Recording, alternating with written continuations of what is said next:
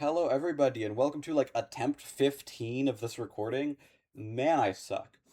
It's we're going to be talking about why Abomination is the worst Grand Encounter in Pressure by Corey. Um, Corey talks a lot about all of the Grand Encounters: the Searchlights encounter, the Firewall encounter, the Abomination encounter, and the Ending encounter. Corey's favorite encounter is the Ending encounter. However, it is my least favorite encounter.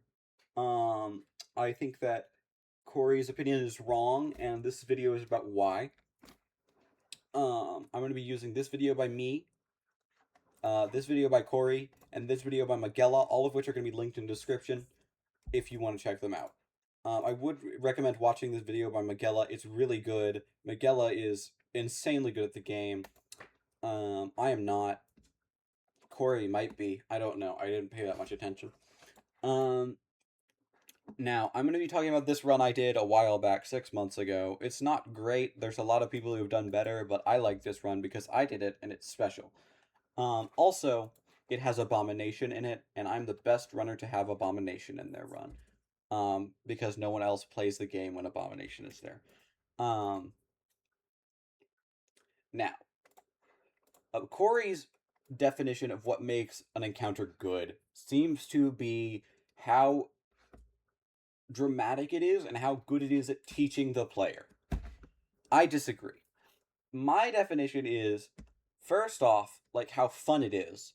Second off, how much skill it requires. Like, if I am at 10% focus and I'm just mindlessly going through the game, versus I'm at 100% focus, how big of a difference is that? How much time am I saving? How much more likely am I to survive? How much skill does the encounter require? I think that the ending encounter requires the least skill. I think that you can just mindlessly go through it and you'll get like 10 seconds slower, even though the encounter takes like 4 minutes. Versus I feel like there's more time to be saved in both Abomination and in. Sorry, I'm gonna sneeze. Goodness. In Searchlights and Firewall, you can save more time than the ending encounter. Hopefully that made some sort of sense. Now, in Firewall Encounter, there's a lot of things you can do to save time. One of the things you can do is quickly enter and exit a locker as these doors are opening, and that will allow you to look around while in the cutscene. I'm going to do a more rudimentary thing than that, and I'm just going to walk while facing to the right, and that's going to allow me to see to the right. Normally, you'd want to be able to look around in this cutscene so you can see where generators are, but I just walk out while facing the right so I can see those two generators there. I also am going to see this generator to the left. Now, this is going to allow me to start routing the path in my mind. I'm going to be like, okay, I'm taking a left here first, because I know if you run left, you never get hit by searchlights. So I hit this first gen, and while I'm hitting this first gen, I'm thinking, where am I going to go next? And since I looked out to the right at the beginning, I know I'm going to go over here, except for actually I'm not, because I was really bad at the time. I don't know why this is still my PB. So I'm going to run over to this gen instead. Now, I know I'm safe to take this gen, because I know Searchlight's pathing. I know what path Searchlights is going to take. At the beginning of the round, you start in this green box. This is the entry doorway. Searchlight starts about here, right in front of the green box, and then it goes over to this purple point. And then once it's at the purple point, which I've marked the cycle switch point, it chooses one of these cycles randomly. It can either go in a figure eight pattern, in a big oval, or in this like snowman DNA sort of thing. In this video, it goes in the figure eight pattern, and I know I'm safe. If it had chosen the DNA pattern, I would not have taken this generator. However, I know it's taking figure 8, so I know I'm safe to take this gen. Then I walk over to this gen. And this one is free because it's pretty much out of the way of all three patterns. But now, I decide to run across this middle area. Why do I do that? Searchlights is coming for me. Because I know the patterns, and I know I'm safe. This is another element of skill. I didn't hesitate there to do that because I knew I would be safe. I did barely make it. But I know I'm safe to do this. I know I'm safe to take this line. And so now I get a very fast searchlights, except for that little conveyor bit there where I did get stuck for a second. That was bad. Should not have done that. But now I am safe to run straight to the end because I know searchlights is going to pass over me here and I will be fine because I know how to hide. And also I know that if you get tagged late enough, you can just go. It's really great. And I also know that if you run into that side room while the teleport is going off, that teleports people that are behind that door, you get teleported back into the main room, and I can grab that key card quick enough. Maybe that sentence didn't make sense, but basically there's a lot of things I can be doing to go faster. Um, like I can account for searchlights pathing, and whoa, the video is glitching. There's just a lot of things I can be doing to make searchlights faster. Now, second grand encounter, we have Abomination. Now, this encounter is less good. There is less things you can do during the Abomination Grand Encounter to make your run better. One of these things is, you can take the secret pathways, like this one here. Saves a couple seconds. Then you go straight. Ignore the video glitching. I'm sorry about that. There's a second secret pathway here. And I go down here, and I go above these rocks, and I go in through... Oh, dear. And I go in this secret exit over here. Back to the main path, and that saves another couple seconds. And it's things like that that are interesting to me, that make this encounter, a thing I have to think about. And I also have to think about it because apparently the video starts glitching very bad.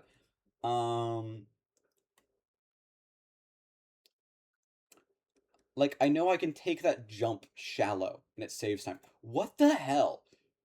I swear... What the hell? Is my OBS still doing this?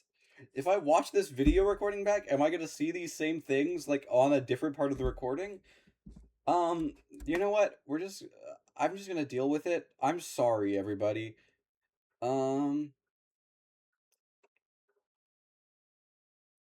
Like, I can know how to take optimal routing through those minefields. And, like, there's a bunch of things I can do to save time. And I did it very badly. You can take a very shallow angle there to dodge the Abomination closer, and it will actually be better for you, but I'm taking very wide angles here, and oh dear. That's actually losing me a bit of time. Like, this routing wasn't perfect through the minefield either. I could have done better there. But, like, I take some optimal lines through these fans. Hooray.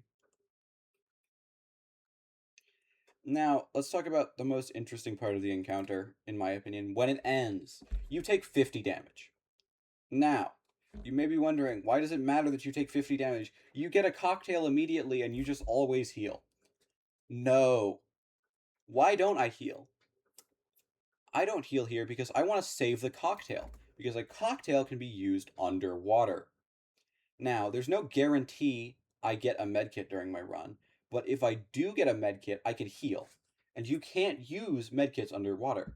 This is an element of skill, except for I do use it here, because I'm a coward. This run is bad. I suck. Also it's lagging still. But the cocktail is a very interesting aspect to the run.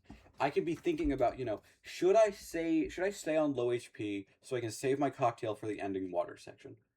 Why I would do that is I could have the cocktail instead of a medkit in the ending, and then I could take an extra hit. Now, I've explained this really poorly, but basically, save cocktail, risk being on low HP. This gives another dimension to the run to think about. I think it's very interesting. Now, third grand encounter. Moving swiftly past my just brutally murdering whatever point I was trying to make during that section. We have Magella's Firewall World Record. This is obviously a run that they have used admin panel for, as he has the admin gun and has reached Firewall only 16 seconds into the run. However, I do like this run a lot. I think it's very good. Because it shows off Firewall's human limit, or at least what a limit we have reached currently. It shows off how good Magella is at the game. Like, holy crap, man. It's not that deep. Oh, wait. 3 days ago. Is this new? Is this a new world record? I didn't know there was a new, better world record that we are now watching. I'm excited. But, like, you can just see Magella's pure display of skill, like, taking that hit early to give him a bit of extra height. And then he bounces off these bars. Like, he doesn't go the normal route. He just does tech everywhere. Now, I'm not going to watch this whole video. I'm going to make you watch it so Magella gets more views because he's really cool. I'm probably going to post his edited version of this run in the description. Because you should watch that. Magella did a good job, and I think Magella is cool. Now back to my run. Let's talk about the last thing that I haven't talked about yet. Maybe I want to go over Firewall a bit more. I want to talk about Firewall a bit more. Magella is really good. Like, I cannot do this.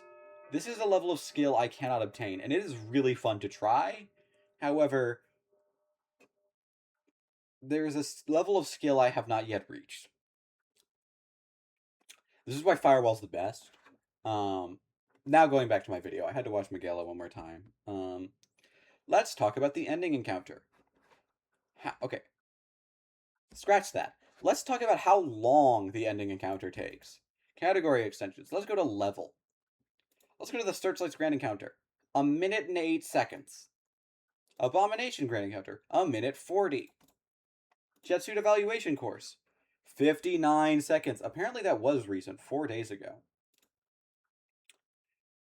And then let's go to Searchlight's Ending Encounter. 3 minutes 19 seconds. First off, it's the longest encounter by far. I think that's one of the reasons it's bad. Because it's long and it's not dangerous, and it's kind of just boring to have at the end of the run for something that isn't really testing my skills. Let's skip to it. Let's see. Where is it? Okay, it starts here. Now, there are a couple things that you can do if you're skilled enough. Let me repeat that. There are a couple things you can do to make the time faster. These don't require a lot of skill. I misspoke. This is very easy. You could just go straight here, and it saves, like, a couple seconds. You know, you do take, like, 7 damage, but it does save a couple seconds. Now, my strategy for the ending encounter is just to go in a straight line to all of the generators. Why is that my strategy? Because it doesn't matter if the Searchlight's next to me. First off, it only does 60 damage. If I take that much damage this late into the run, I don't care. There's nowhere else where I would care about having HP left. Second off, it's super easy to avoid. Maybe not for new players, but at this point in the game, when I've played this much, I just don't care about the Searchlights. It can be on my head, and I don't care. Because, like, it's not that dangerous. Maybe I do care in this run, but that's because I'm bad. But, like, I just do not care where the Searchlights is. I'm not paying any attention to it. I'm not thinking about it. I am just beelining every generator. That's not interesting to me. I should have to care about the things that are attacking me. Like, look, I'm just gonna go straight through it. I'm running straight at that one. I'm ignoring he's even there. I'm just gonna be like, whatever, if he comes at me, who cares? Now I'm just gonna run straight for this generator. I am gonna put in a slight effort to avoid it. That's because I suck. If I was good, I'd run straight at the generator and not care at all about the stupid Searchlight. Because I shouldn't have. I shouldn't have cared. Because if I do take damage, it's whatever. It's 60 damage. Look, he highlighted me there. Let's go back. Let's watch that again. Oh no, he saw me! Oh no, he saw me! Oh, but I'm fine. I'm still fine. He saw me and I didn't take any damage, much less 60, which wouldn't have killed me. Like, there's no reason to care. I am not using my brain here. This is all just hold W and go to the next generator. I'm not thinking. I want to think. This is why this Grand Encounter is bad. And now here's the biggest offender. This ending run. You want to know what you do here? Hold W. You don't have to care at all about the searchlights. You can go straight through their beams, literally through their beams, and you won't take damage. You cannot take damage here if you hold W. Look, I just hold W. He scans me. It's fine, I take no damage. I keep holding W.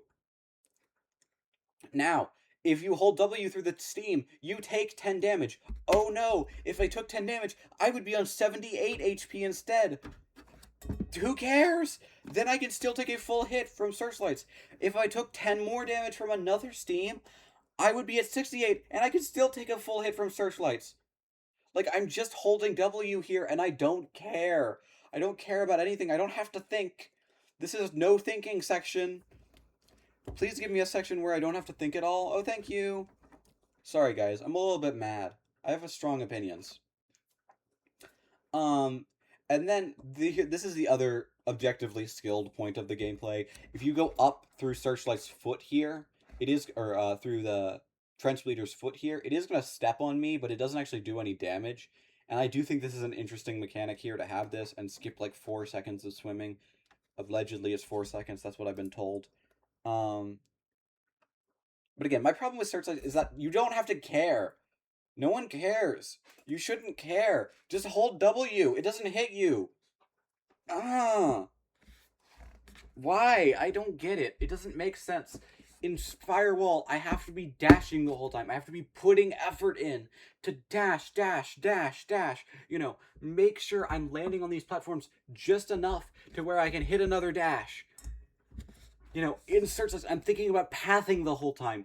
Where can I go to make sure it doesn't hit me? How can I route this most efficiently? What can I do next? In Abomination, I'm thinking, how can I take these lines most efficiently? How can I move through the mines while barely not getting hit?